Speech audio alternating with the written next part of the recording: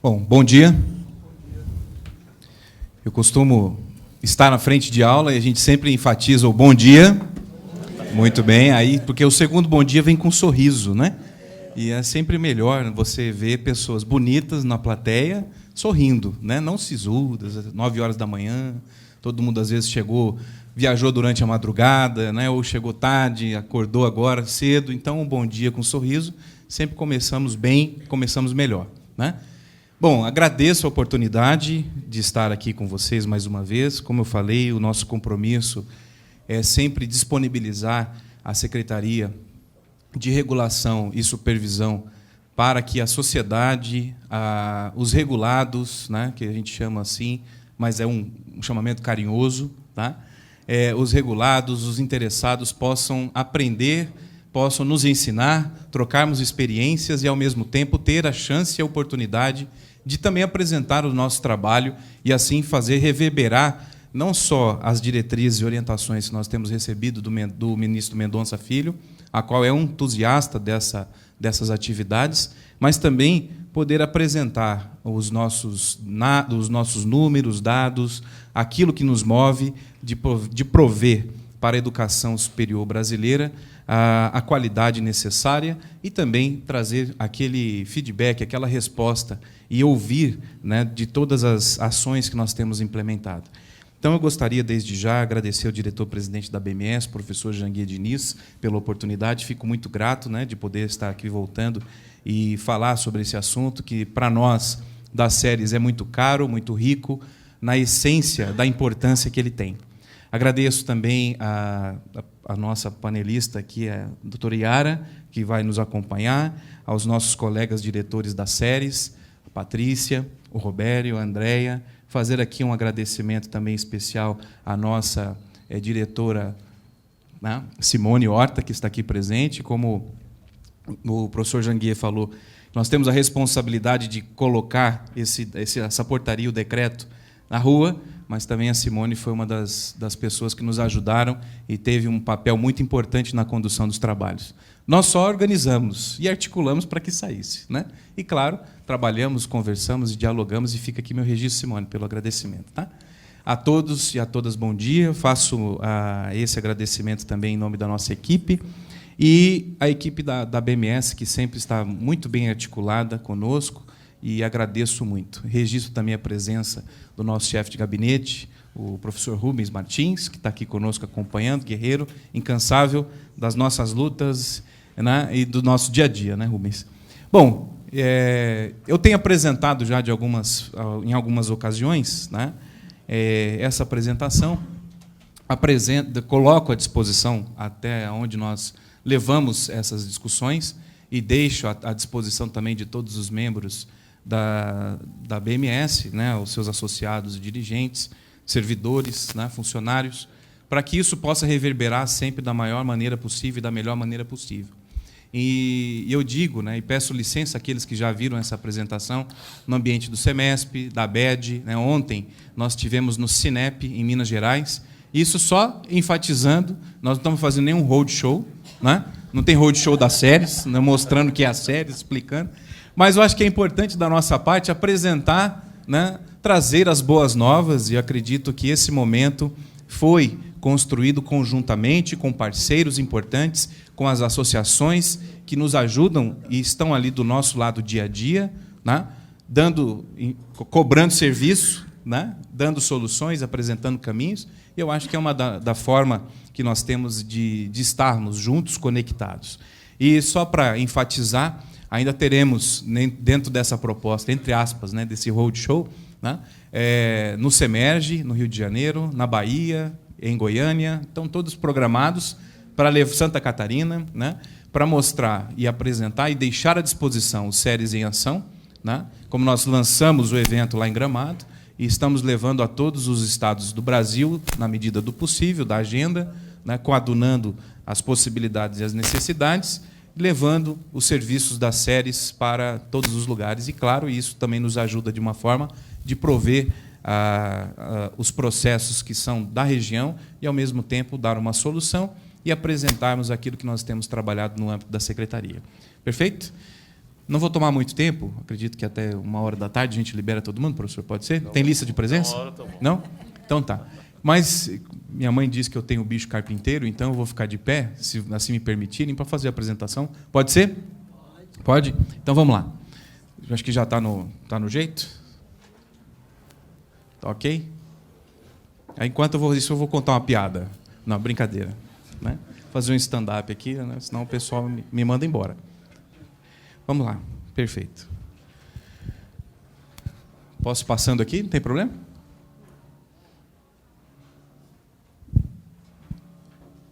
Foi? Ótimo. Então vamos lá. Decreto 9057, que muda na EAD para as instituições de ensino superior. Né?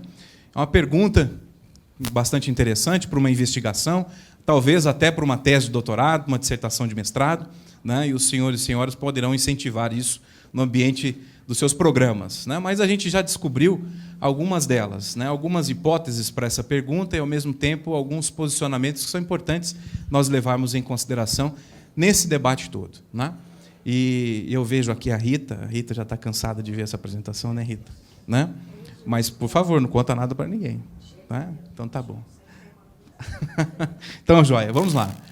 Eu apresento essa imagem, né, porque muitos dos senhores sabem o que é isso, outros não têm uma vivência, né, mas, sobretudo, aquele que vive numa determinada região do Brasil conhece esse negócio aqui. Eu vou falar um negócio, porque eu não vou falar o nome, senão eu mato a charada. Né? Mas quem vive, por exemplo, nos estados do Sudeste, do Nordeste, pouco vê essa imagem. Né? Mas para quem vive no sul do país, no centro-oeste, mais vinculados ali à faixa de fronteira, estão acostumados a ver esse marco. Né? Esse marco fronteiriço, que define, aí na visão da ciência política ou do direito, o início ou o fim das relações bilaterais entre países. Né? E são frutos, né? Esses marcos, o estabelecimento desses marcos, né, são frutos de tratados, de acordos bilaterais, são frutos de negociações entre as partes, entre dois lados, né? Aonde vão passar ali, dado ao seu contrato ou um tratado internacional, fixando o limite, fixando aonde vai e aonde fica, né, num determinado estado, o limite daquele estado. Para muitos, essa figura, geralmente para quem não tem uma vivência, né, de uma região de fronteira, significa o fim das coisas, né? O fim do estado, o fim do país, o fim da região. Para quem está na fronteira, ele verifica o início das coisas. E aí, por que eu trago essa alusão e o sentido figurado de um marco de fronteira? Na discussão do EAD, não era diferente. Muitos viam o EAD como fim, né? Algo que não vai dar certo, que não vira, que é algo que estão forçando a barra, né? Que chegou, acabou. Né? Se a educação conversa com eles, educação à distância, nós não precisamos conversar. Só que para outros, o EAD é o início. Né? E esse momento de discussões que nós temos em relação à nova configuração da regulamentação do ensino à distância no Brasil significa para nós o início das relações, de boas relações, o início de um novo marco para a educação à distância no Brasil. Enquanto muitos, né, verificam que é o fim da situação, né, em relação a vários temas educacionais, nós verificamos como o início.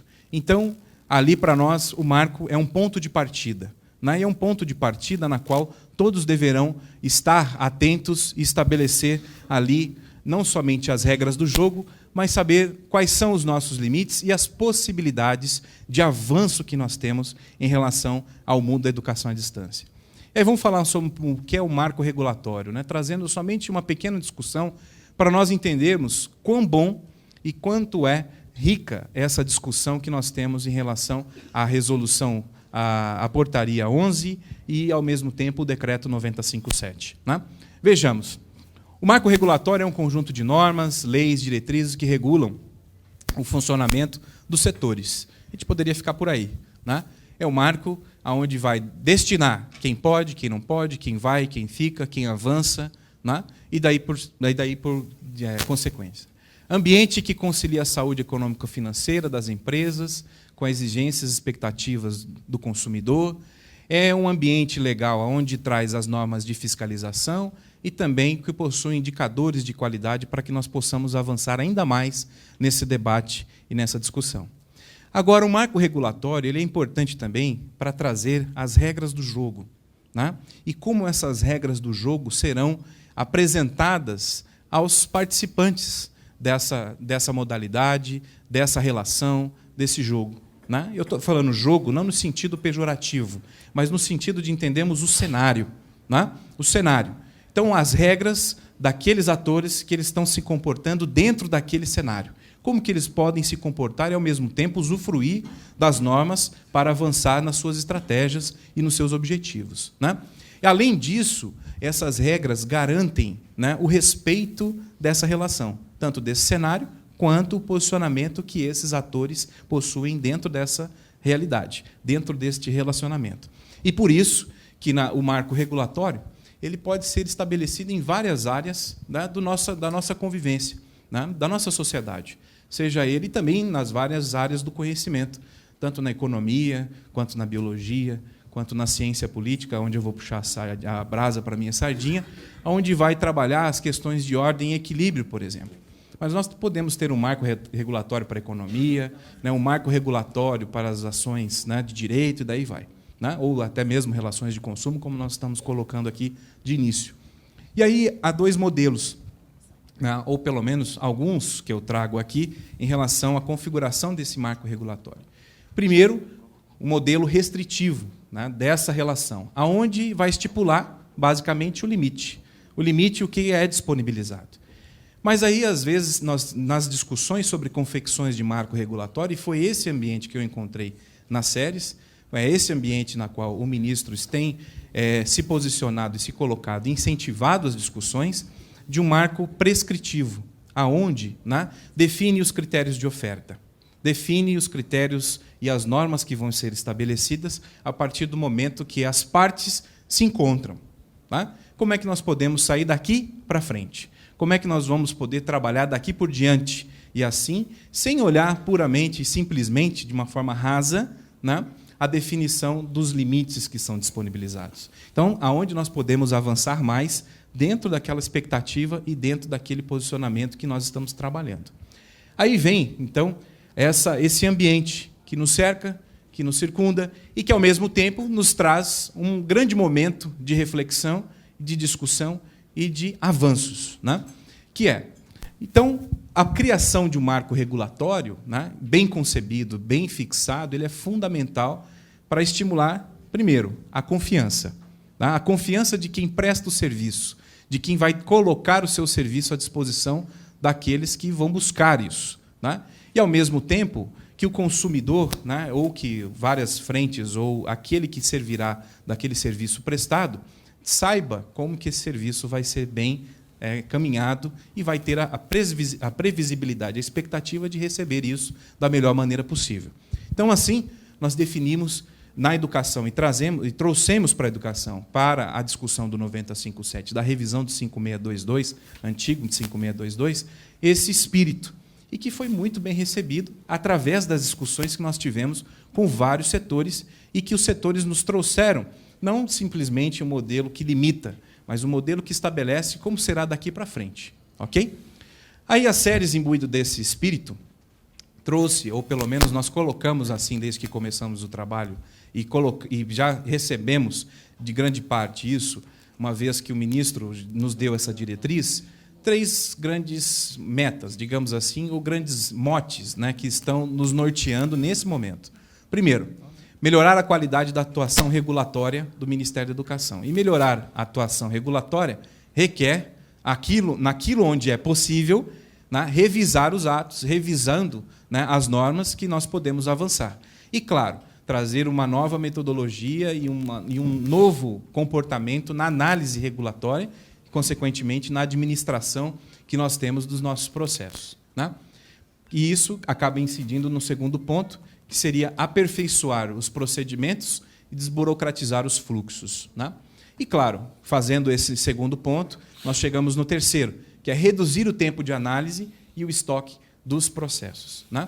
Agora, nós não conseguimos avançar, nós não conseguiremos inovar muito nas discussões, sobretudo de gestão e governança nas séries, se nós não revisarmos alguns marcos regulatórios, né? Então, o EAD era o principal, pelo menos foi assim determinado, na qual nós conseguimos entregar. Nós estamos em processo de análise e de revisão de outros atos normativos, sobretudo agora, como eu vou falar daqui a pouco, do 5773, que também vai ser para nós um grande alívio, né? Eu estou dizendo para nós, no ambiente quantitativo de processos, atos e fluxos e procedimentos que nós temos, né? E eu sempre conto essa história e coloco aqui que, por muitas das vezes, os senhores e as senhoras aí, dirigentes, né, servidores, procuradores institucionais, estão acostumados a trabalhar os seus processos com as séries, né? Agora, a séries trabalha o processo de todos. Então, isso não é fácil, né? E hoje perfazem, né, aproximadamente cerca de 30 mil, né, atos que nós temos que dar conta, né? E não é pouco.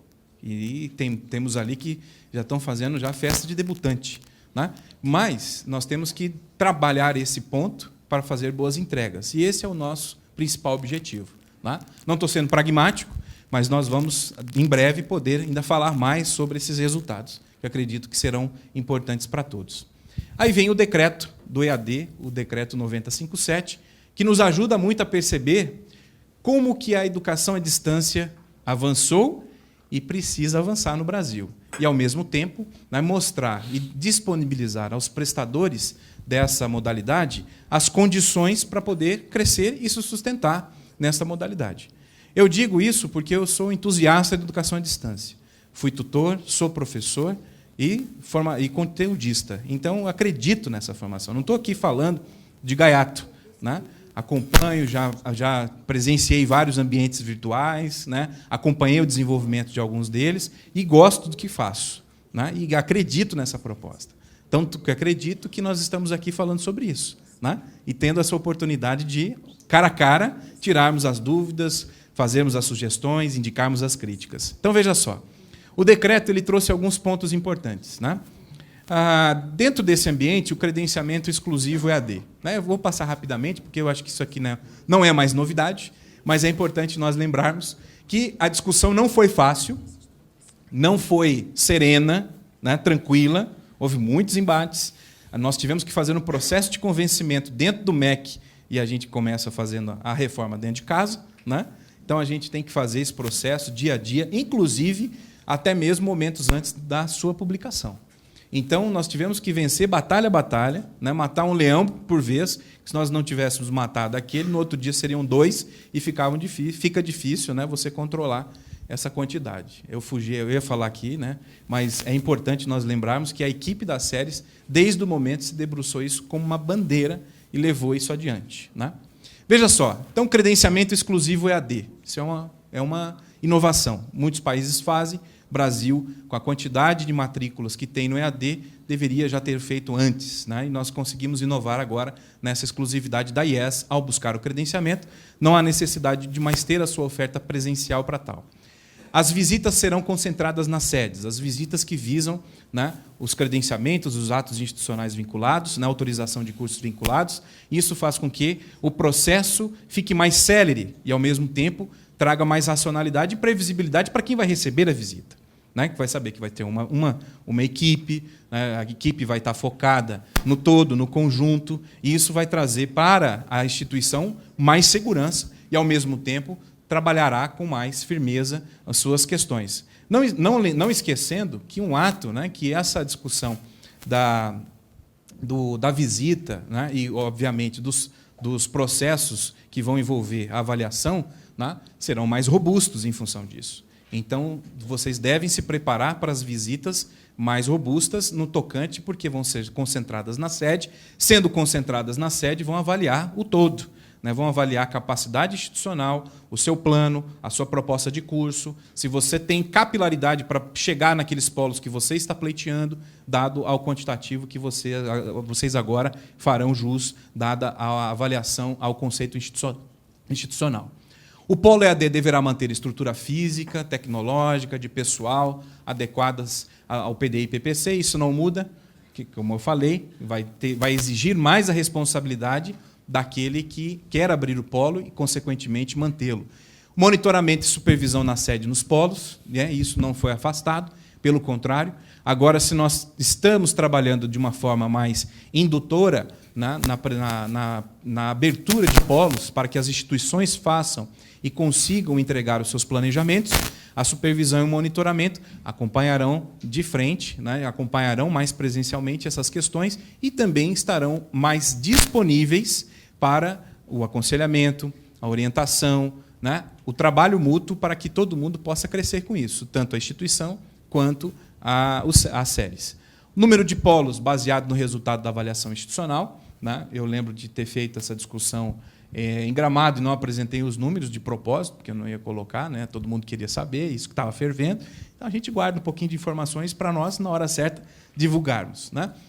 A extinção de polos após a finalização das atividades, ou seja, o MEC acompanha, passo a passo, a desmobilização daquele polo, que uma vez a instituição criou, e agora mudou a orientação e não quer mais manter aquele polo naquela localidade, o MEC acompanhará passo a passo e ele será somente desmobilizado ou extinto após a entrega de todos os documentos, né, comprobatórios que ali não existem mais alunos matriculados, a desmobilização do seu corpo docente para uma outra unidade, do seu corpo de funcionários, biblioteca, equipamentos e tudo isso para não causar nenhum tipo de prejuízo, inclusive a emissão dos diplomas e certificados que são dali de origem. Né? A criação de polos por ato próprio, diretamente no EMEC, e, claro, as informações deverão ser prestadas a contento, sempre e no prazo. Né? Se nós estamos, de um lado, ouvindo, recebendo e aplicando essas inovações que o setor assim quis, nós também queremos que o setor se comporte bem. Para que comporte bem, nós temos que dar condições, e nós daremos. Então, é uma via de mão dupla que eu acho que está sendo muito bem estabelecida e estou feliz por isso. Bom, para ninguém perder nada, né? Para ninguém perder nada e, digamos assim, reclamar pelo novo momento, né? E o momento anterior estava melhor, e eu tinha uma expectativa, e agora, com o momento novo, eu vou perder, nós criamos algumas regras de transição, né? Para que todo mundo fique feliz, né? Para todo mundo vá para casa contente, né? Não falando mal de ninguém, né? Principalmente de nós, né? Porque senão a orelha fica quente, a gente fica tudo nervoso. Então, o que acontece? Nós criamos duas regras de transição que são importantes em relação a aberturas de polos e as expectativas de recebimento de visitas. Então, elas estão ali contidas, né? Os processos que tenham recebido visita na sede serão analisados e concluídos, né? E aí, claro, a sede e os polos já visitados terão credenciamento publicados pelo MEC, levando em consideração a opção que a instituição tem em arquivar ou não, em continuar com o processo de visita, dado o quantitativo já requerido, ou arquivá-los e começar a vida nova, dado ao quantitativo do conceito institucional ali colocado, né? E para processos que possuem polos ainda não visitados, é essa regra que eu acabei de dizer, né, que aguarda a visita dos polos ou arquiva os processos em tramitação. Isso lembrando sempre quem vai fazer a opção são vocês, tá? São ali os operadores, os dirigentes, né, os procuradores institucionais, dado ao PDI da instituição ou aquilo que vocês têm como objetivo de crescimento ou missão institucional. Né? As séries e o MEC não entram mais nessa discussão. Quem vai ter a responsabilidade disso agora são as IES. Bom, aí, dada a portaria 11, o que a portaria 11 trouxe de novidade é o quantitativo. Né? Lembrando sempre que a portaria ela esmiuça mais o decreto 9057, coloca algumas regras importantes para trazer segurança, e era o nosso compromisso de não tardar a publicação da portaria 11. E a portaria 11 trouxe os quantitativos de polos que as instituições devem, ou pelo menos podem assim requerer, uma vez que a sua nota da avaliação institucional, do seu conceito institucional, que é aquele conceito, sobretudo, que envolve as visitas na sede, né, em loco, sejam respeitadas. Então, para não trazer dúvida ou até mesmo discussões infinitas, o que é melhor, o que é pior, o que vai aumentar, o que vai diminuir, nós colocamos e estamos partindo das regras já estabelecidas, do que a lei já nos coloca e, ao mesmo tempo, todo o ambiente normativo que nos cerca garante como um ponto de partida. Na nossa visão, esse ponto de partida e essa garantia estavam ali fixadas nas avaliações institucionais. E nós trouxemos o CI para que fosse um ambiente seguro, de previsibilidade e, ao mesmo tempo, pudesse garantir às IES essas condições. CI 3, abrem 50 polos. CI 4 abre em 150 e CI 5 abre 250. Aí eu pergunto, alguém perdeu com isso? Alguém ganhou? E eu já vou falar sim ou não. Mas desde já eu desmistifico uma questão importantíssima. Ninguém perde com esse CI. Ah, mas a CI 3 perde muito. Não perde. Por que não perde? Quantos aqui sabem e já passaram por processos? Para você autorizar 10 polos, quanto tempo levava? Quanto? Quem dá mais? Quem dá mais? Não, brincadeira. Né? 3 anos. 2 anos e meio na média. 3 anos. Vamos colocar 2 anos e meio, que eu tenho que puxar um pouco. Né? 6 meses a menos, para mim, é negócio. Né? Agora, levará nada. Nada. Então, quem está na CI 3, credenciou ou já existe o CI 3, leva 50 polos por ano. Agora vem a minha parte chata. Né? Quem ficar no CI 3 vai ficar para trás. Tá? E agora é responsabilidades que os senhores e as senhoras têm comigo, com as séries, não estou falando comigo, mas conosco, desculpe, né, senão eles vão puxar minha orelha, né, mas com o Ministério da Educação, com a educação brasileira.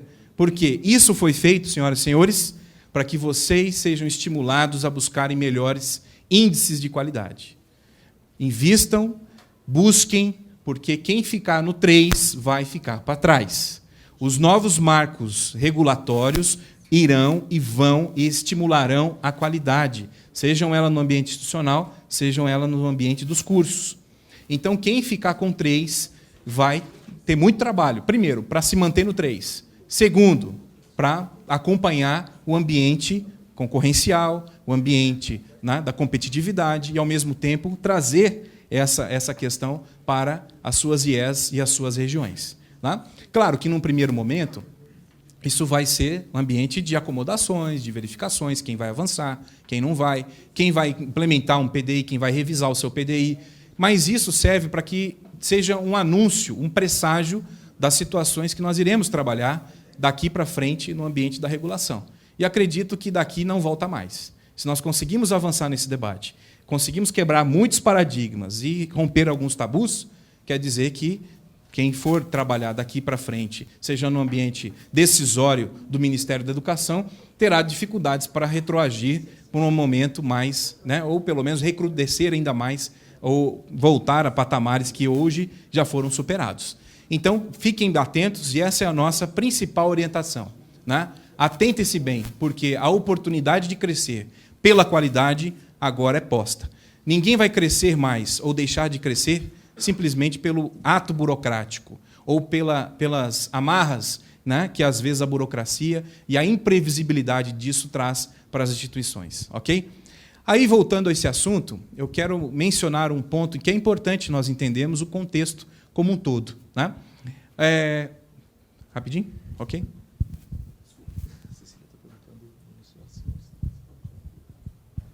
Desculpa. Então, nós temos dois pontos aqui para entender esse ambiente. Né? Em 2007, quando nós começamos com o 5622, nós tínhamos 18 cursos EAD assim registrados, credenciados e autorizados no Brasil. Né? Claro, momentos de avanço, momentos de retrocesso, muitas discussões, gente boa, gente ruim. Né? Agora, 10 anos depois, nós temos 2.070 processos.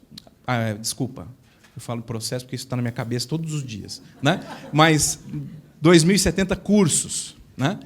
As IES, há 10 anos atrás, quando nós começamos no ambiente daquele decreto antigo, nós tínhamos 9 credenciadas à educação à distância. Hoje nós temos 317. Pouco mais de 10% do nosso sistema regulado. Pouco mais de 10%. E muitos mistificam EAD. Né? Vai banalizar, vai trazer insegurança e tal. E, gente, vamos olhar alguns dados, vamos perceber que nem é assim. Agora, a sua instituição, que é regional, que é local, está na sua cidade, está fixada, né? E tem uma história institucional importante, que eu já vou falar sobre isso, ganhará e muito com esse ambiente. Né? Agora, vejam só, eu fiz uma pergunta, né, no ambiente da ABED, e a Rita, que está aqui, né, cortou meu barato. Mas, tirando ela, né, há 10 anos atrás aqui, quem tinha smartphone? Levanta a mão. Né? Kovac, você tinha? Não? Né? Só a Rita que tinha. Né? É brincadeira, Rita. Não ate, não. Né? Mas há 10 anos atrás, ninguém tinha smartphone. As tecnologias e ferramentas da educação à distância, né, eram diferentes. Você tinha que ir lá no laboratório da sua instituição, entrar no computador, fazer, né, acessar o seu ambiente virtual, até mesmo de casa isso era não tão possível, que a velocidade da internet não dava condições para você jogar vídeos, trabalhar outros ambientes de aprendizado. Né? As tecnologias eram diversas. E a nossa legislação estava olhando ainda para trás. Né? Como exemplo, a questão do acervo. Né? Se era físico, cada polo tinha que manter um acervo, né, do seu curso específico lá naquela localidade. Agora vocês já podem avançar com as questões de acervos digitais, por exemplo. E outras questões muito mais. Hoje, a minha geração, na qual eu me formei, né, já teve um contato totalmente diferente com as tecnologias de informação e comunicação que a geração que eu estou dando aula. E, quiçá, a geração do meu filho, né, que muitos falam, eu tenho um filho de 7 anos e outro de 4, já nascem sabendo passar o dedinho no tablet. Né? E aí, esses dias, eu fui dar um videogame para ele, de controle. Eu falei, pô, vai ter uma dificuldade danada. 2 minutos ele já estava jogando, melhor que eu. E eu não jogo, né, nada, mas ele estava jogando muito melhor. Então, nós temos que perceber que as atualizações, tanto normativas quanto de ponto de vista da administração, devem acompanhar, sim, a necessidade do administrado, a possibilidade que todos têm e as necessidades que vão surgindo através dos ambientes e através dos anos. Isso foi importante para que nós pudéssemos enxergar não só esse momento, né, de perceber como que a educação superior na modalidade à distância evoluiu, mas precisa evoluir, inclusive, para trazer à tona as metas que nós temos no PNE, como o diretor-presidente, o professor Janguier, colocou aqui. É difícil alcançar, mas já estão estabelecidas. Agora nós precisamos ter ferramentas para que essa meta possa ser alcançada, sobretudo na meta 12. Mas vamos lá. A portaria, finalizando já, valoriza a história institucional que a sua IES possui, né? Dentro da região, a marca que ela é associada à qualidade, à localidade. Isso faz com que, e aí vem um dado bastante interessante, né? Quase 90% das IES credenciadas à oferta de educação à distância possuem apenas um polo. Um polo. Ok? Um polo. O que é esse polo? A sua sede. Né? Que estão, geralmente, aonde? Na sua cidade, na região. E ali ela é vinculada, as pessoas conhecem pelo nome, sabem que você vai entregar uma boa qualidade, que você vai entregar bons resultados para a formação daquele jovem, daquele adulto. Mas veja só, né? Pouco menos de 90% das IES credenciadas à educação à distância estão em um polo, especificamente. Né? E isso faz com que o desafio ainda seja mais instigante, né? E que valorize, claro, nesse momento, a história institucional. A qualidade vinculada às bonificações, né? Atualização e compromisso da norma, potencializar a supervisão, os focos em resultados, que nós queremos ver todo mundo crescendo, a competição, concorrência, a liberdade e a confiança. E aí enseja também na discussão do 5773. Né? São 2 momentos. A discussão sobre bônus regulatórios. Né? Eu, particularmente, manifesto todas as vezes que eu sou contra essa nomenclatura de bônus regulatório, né? Mas a gente vai encontrar um outro nome. Né? Mas, olha só, bônus regulatório vinculado aos resultados da avaliação institucional. A maior utilização de atualizações cadastrais e menos processo, ou seja, fica mais a responsabilidade de vocês, visitas únicas para credenciamento e autorizações vinculadas e também para grupos de cursos. Né? Isso é uma coisa que o setor tem pedido muito, né? E nós temos visto que isso é possível avançar e avançaremos. Né? A configuração e a presença dos conselhos profissionais, menos tempo para análise, inclusive para não atrapalhar o nosso processo regulatório, e a análise será feita com aqueles conselhos profissionais que estão na lei, né? Que estão já previstos em lei. Eu enfatizo isso, essa é uma discussão que nós teremos bastante forte com os conselhos e, claro, não estou arregimentando aqui apoio, mas estou mostrando que o posicionamento das IES é importante nessa hora para somar no posicionamento que a SERES terá daqui para frente. Auditoria independente nos casos de apresentação e substituição de algumas demonstrações, né, por pareceres de auditoria independente. Isso é o exemplo das questões contábeis. Né? Isso é uma possibilidade que a IES terá, se caso for de interesse, dela promover e dela contratar essa auditoria e assim fazer a sua apresentação. O fortalecimento da fiscalização, e eu acredito que o momento de desregulamentação traz uma importância, um questionamento, como é a qualidade, e nós responderemos através dessa aproximação mais enfática, prudente e amistosa que a fiscalização fará com as IES e também promoverá esse encontro, essa ligação e a construção de pontes para isso. Tá? A comutação das penalidades em relação à supervisão e as portarias específicas com padrões decisórios, uma vez que a portaria 40, ela trouxe, ela veio, avançou muito, mas hoje ela traz muito mais problema do que solução. Em relação, principalmente, eu estou falando aqui para os PIs, né? Sabendo do que eu estou dizendo. Alguns sabem a portaria 40 de trás para frente, de core salteado. Né? Mas, para quem pega a portaria 40 pela primeira vez, toma um baile. Né? E nós vamos fragmentar, fatiar no bom sentido, por temáticas. Né? Credenciamento, autorizações vinculadas, e daí vai. Né? Processo de reconhecimento de curso. Para finalizar, eu trago essa discussão. E aí, coloco aqui, que eu não vou tomar mais tempo, né? Mas é preciso sair do elevador. Por que é preciso sair do elevador? Né? Acabar com a discussão de quem ganha mais e quem ganha menos. Quem sobe mais, aí vem o elevador, né? Quem sobe mais no ambiente dessa nova regulamentação à distância, quem desce, né? E ficar nessa especulação. Por que eu trago isso? E eu faço essa advertência concordando que as situações de mercado, as situações concorrenciais, elas são levadas em consideração. Claro, vocês estão num ambiente de competição, né, e, ao mesmo tempo, de competência, mas sem levar em consideração, né, o que quem tem CI mais, quem tem CI menos, vai crescer mais ou crescer menos, e deixando de olhar para o todo, deixando de olhar para o prédio que esse elevador se encontra. Olha só que prédio bonito que nós construímos. Que prédio forte que nós construímos. Nós construímos em conjunto. Não foi somente a mão do MEC que estava nessa portaria. Nós ouvimos a sociedade, nós ouvimos os regulados, as associações participaram no debate, os pares participaram, o CNE participou ativamente, né? Indicando caminhos, sugestões, soluções, orientações. E agora, o debate, a princípio, ficou reduzido nisso. Não sei se vocês acompanharam, né? Quem vai ter, quem menos, quem vai crescer menos, mas não olhar o quão bom é esse decreto e essa portaria para o ambiente da educação à distância no Brasil. E eu quero conclamá-los a olhar do outro lado do rio, né? A verificar que o ambiente prospectivo ele é importante, ele é fundamental para o processo de vocês, mas a situação da educação à distância no Brasil poderá avançar como nunca.